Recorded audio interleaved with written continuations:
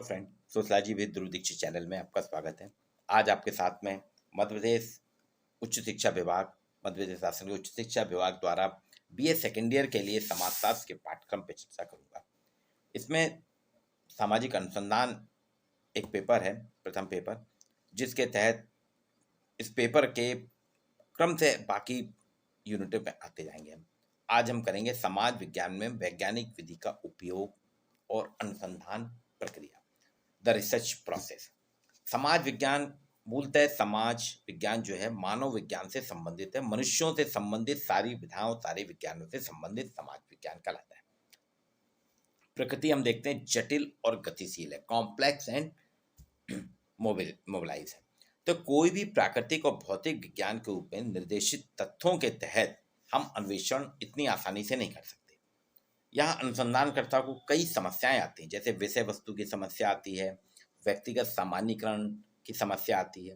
इसलिए समाज विज्ञान की विषय सामग्री और प्रकृति से उत्पन्न होने वाली समस्याओं की गंभीरता से समझ रखते हुए, अर्थात प्रकृति से उत्पन्न होने वाली समस्याओं की गंभीरता से समाज वैज्ञानिक के लिए वैज्ञानिक पद्धति एक महत्वपूर्ण है। इसका महत्व कम नहीं है, क्योंकि किस तरह से समाज वैज्ञानिक पद्धति का प्रयोग करके प्रकृति की जटिलता और गतिशीलता में से तथ्य निकालते हैं, ये एक महत्वपूर्ण है। समाज विज्ञान वैज्ञानिक पद्धति के निहित दोषों के बावजूद सामाजिक घटना के अध्ययन के लिए स्वयं की सीमा और सीमाओं के साथ अपने आप का स्वीकार हो सकता है और वैध सामान्यीकरण पर पहुंचने में मदद करता है। वैध जनरलाइजेशन, एक सामान्यीकरण होना चाहिए किसी भी घटना के अध्ययन से। इसके लिए जो अनुसंधान प्रक्रिया है, ये हम सभी विद्यार्थियों के लिए जानना बहुत जरूरी है। सामान्यतः सामाजिक अनुसंधान के क्षेत्र में निगमनात्मक दृष्टिकोण का उपयोग किया जाता है, जबकि सिद्धांत से परिकल्पना का निरूपण हम करते हैं। सिद्धांत से ही हम परिकल्पना बनाते हैं। परिकल्पना में चर सक्रियता से परिभाषित किया जाता है समस्या को। समंकों का संग्रहण, जो डेटा रहते हैं, तथ्यों को हम संकलन करते सक्रिय परिभाषाओं के आधार पर उनको हम विश्लेषित करते हैं। संक्षेप में हम कह सकते हैं सामाजिक शोध जो मूल अनुसंधान है, अमूर्त से मूर्त की ओर चलता है, मतलब जिसका कोई आकार नहीं है, आकारहीन चीज से मूर्त रूप यानी आकार वाले स्वरूप की ओर चलता है। अनुसंधानकर्ताओं द्वारा अवलोकन जो हम देखते हैं, जो हमको दिखाई देता है, जो हमको तथ्य मिलते हैं, उनकी व्याख्या करके एक समेकित सिद्धांत को हम बनाते हैं। एक सिद्धांत बनाते हैं, समेकित सिद्धांत को समाज विज्ञान में बनाया जाता है। जो हमारे समाज में सामने दिखता है उसके आधार पे हम उसका एक सिद्धांतीकरण करते हैं, और वो सिद्धांतीकरण कैसा किया जाता है, समान होता है, जनरलाइज होता है, सभी के लिए उसका प्रयोग किया जा सके। तो यहाँ अनुसंधान प्रक्रिया के कुछ चरण हैं जिनको हम सभी को जानना बहुत जरूरी है। पहला, समस्या का पहले चयन करिए। आप जब अनुसंधान करना चाहते हैं तो आपको एक समस्या देखना पड़ेगी, एक समस्या का चयन करना पड़ेगा, समस्या को आइडेंटिफाई करना पड़ेगा, उसका सूत्रपात करना होगा। जब आपने समस्या तय कर ली, समस्या पे आपने कंसेंट हो गए कि हमको इस पे अध्ययन करना है, ये चीज हमको जानना है, तो उसके लिए परिकल्पना का सूत्रपात करते हैं। परिकल्पना यानी एक ऐसी उपकल्पना, आपने सोचा कि ऐसा होगा तो ऐसा होगा, कोरिलेशन वाली परिकल्पना होती है कि ये तथ्य हैं इसलिए ऐसा होगा। समाज में अपराध बढ़ रहे हैं, अर्थात कहीं ना कहीं मुद्रा का चलन बहुत ज्यादा हो रहा है, मुद्रा के पीछे लोग भाग रहे हैं, तो उनके मॉरल वैल्यूज खत्म हो रहे हैं। हम कह सकते हैं कि नैतिक पतन के कारण समाज में अपराध बढ़ रहे हैं। हालांकि अपराध साथ में लेम्ब्रोसो और सदरलैंड ने अलग अलग थ्योरी दी है, पर हम एक सामान्य तौर पर अगर हम चर्चा करें तो आज के परिवेश में लगता है कि सामाजिक मूल्यों के हनन, सामाजिक मूल्यों के पतन के कारण समाज जो है अपराध की ओर अग्रसर हो रहा है। ये एक परिकल्पना कहलाती है। अब इसको हम तथ्यों के आधार पर टेस्ट करेंगे कि ये हमने जो सोचा है, जो मापदंड लिया है, जो हमने परिकल्पना बनाई, ये कितनी सच उतरती है या गलत होती है। फिर तीसरा है शोध अभिकल्पन का सूत्रपात, मतलब आपकी रिसर्च डिजाइन कैसी है, आपका प्रारूप कैसा होगा। आपने देखोगे इंजीनियर एक डिजाइन बनाता है ना, नक्शा बना लेता है कि ये करना है, यहाँ किचन होगा, यहाँ बेडरूम होगा, यहाँ टॉयलेट होंगे, यहाँ बालकनी होगी, यहाँ वेंटिलेशन होगा, और उसके आधार पे जब वो प्लान बन जाता है फिर आप वो भवन तैयार करता है, बिल्डिंग खड़ी करता है। मैनेजमेंट वाले तय करते हैं हमको कैसे मार्केट में जाना है, अपने प्रोडक्ट को कैसे अधिक से अधिक सेल करना है, लोगों तक पहुंचाना है। इसी तरह से सोशल साइंटिस्ट भी किसी समस्या के समाधान के लिए शोध अभिकल्पन रिसर्च डिजाइन बनाता है। आपकी रिसर्च डिजाइन बन गई कि आप किन तथ्यों को देखेंगे, किन आधार पे करेंगे, तब आप आगे बढ़ेंगे। तीसरा बिंदु है शोध अभिकल्पन का सूत्र। चौथा है तथ्यों का संग्रहण। जब हम अध्ययन क्षेत्र में जाते हैं, वहां से हम तथ्य इकट्ठे करते हैं, लोगों से सामूहिक चर्चा करते हैं, अवलोकन करते हैं, साक्षात्कार करते हैं, प्रश्नावली के माध्यम से तथ्य लेते हैं, अनुसूची, ये कई विधियां हैं जो आगे के अध्याय में पढ़ाई जाएगी। तो हम तथ्य इकट्ठे करते हैं, तथ्यों का संग्रहण होता है, फिर उन तथ्यों का सामान्यीकरण, जनरलाइजेशन करना है, उन तथ्यों का विश्लेषण करना, सामान्यीकरण। इसके बाद है तथ्यों का विश्लेषण और व्याख्या। तो सामान्य तौर पे इन 6 चरणों में जो आपको मैंने बताया ना, समस्या का चयन, परिकल्पना, शोध अभिकल्पन, तथ्यों का संग्रहण, सामान्यीकरण और तथ्यों का विश्लेषण और उनका विवेचन, इन 6 चरणों पे।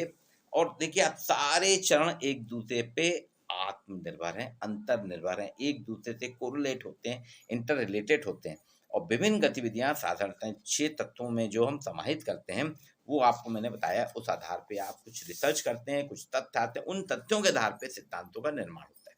इसलिए कह सकते हैं अनुसंधान कार्य जो है एक व्यवस्थित अंतर्निर्भरता, इंटरडिसिप्लिनरी है, इंटरडिपेंडेंसी, अंतर्निर्भरता, अंतर अनुशासनिक है, ये संबंधित चरण है। अनुसंधान अंतर्निर्भरता से संबंधित स्टेप है।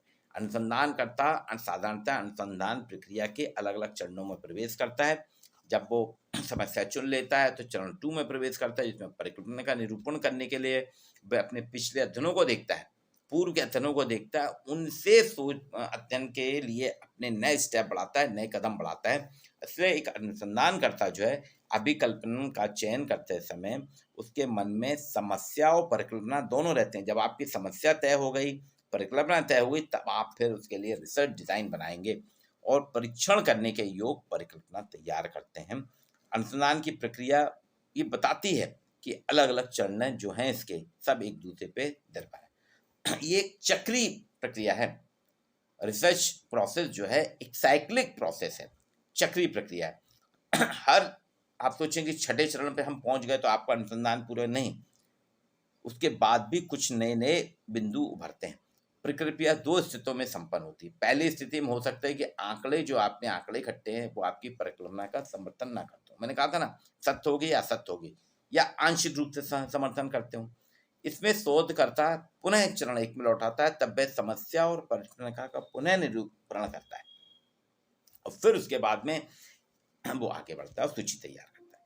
सेकंड स्टेज क्या है कि आपका अनुसंधान सफल हुआ और 6ठे चरण में आपने जो था आपकी परिकल्पना की पुष्टि हो रही है। तो यह सलाह देता है कि अध्ययन को अलग अलग नमूने के साथ दोहराया जाए, निष्कर्ष की पुष्टि की जाए, फिर हम आगे। मतलब सतत चलने वाली साइक्लिक है, चक्रीय प्रक्रिया है और एक अध्ययन की सटीकता पुनरावृत्ति की प्रतिकृति होती है। अनुसंधान की प्रक्रिया की एक और विशेषता है आत्म संशोधन। इस स्थिति में जब हम आंकड़े परिकल्पना का समर्थन नहीं करते हैं, जब हमारे आंकड़े जो है परिकल्पना को सिद्ध नहीं करते हैं या केवल आंशिक रूप से समर्थन करते हैं, तो हर रिसर्चर शोधकर्ता के पास पर्याप्त कारण हो जाते हैं कि फैसला करे कि परिकल्पना की पुष्टि की विफलता एक नमूना विकल्पन के चयन में त्रुटि के कारण हुई है या मुख्य अवधारणाओं के माप या आंकड़ों के विश्लेषण में कोई कमी के कारण हुई है। इन स्थितियों में जब ऐसी स्थिति आपके पास आती है तो शोधकर्ता क्या करता है, आप क्या करते हैं, शुरुआत के दोषपूर्ण अध्ययन के साथ दोष सुधार के बाद फिर फैसला करते हैं। अतः संभवतः अनुसंधान की प्रक्रिया 6 चरणों के अध्ययन की प्रतिकृति है। शोधकर्ता अपने अध्ययन का विकल्पन इस तरह से करता है कि या तो शोधकर्ता या कोई अन्य इसकी नकल कर सकता है या उसमें सुधार कर सकता है। ये प्रतिकृति स्पष्ट करती है कि निकाला गया निष्कर्ष, जो आपने निष्कर्ष निकाले, जो रिजल्ट निकाले, वो संयोग मात्र नहीं है, वो वास्तविकता है।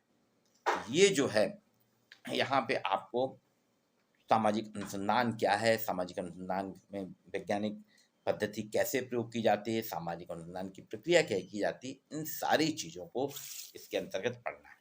तो ये आपके साथ मैं शुरू कर रहा हूँ और स्टेप बाय स्टेप हम सामाजिक अनुसंधान को जानने का प्रयास करते हैं। रिसर्च डिज़ाइन क्या है, रिसर्च की टेक्निक्स क्या है, रिसर्च के टूल्स क्या हैं, रिसर्च कितने प्रकार की होती है, अनुसंधान कैसे किया जाता है, अनुसंधान के अलग अलग चरणों पे अपन चर्चा करेंगे। आज के लिए इतना ही। आपके लिए मेरे channel sociology with Dhruv Dixit को आप लाइक कीजिए। आपको ऐसे ही विषय की सारी जो बिंदु हैं, जो आपकी क्लास में पूरे नहीं हो पाते, उनको यहाँ पे मैं पूरा करने का, समझाने का प्रयास करूँगा। आज के लिए इतना ही। नमस्कार।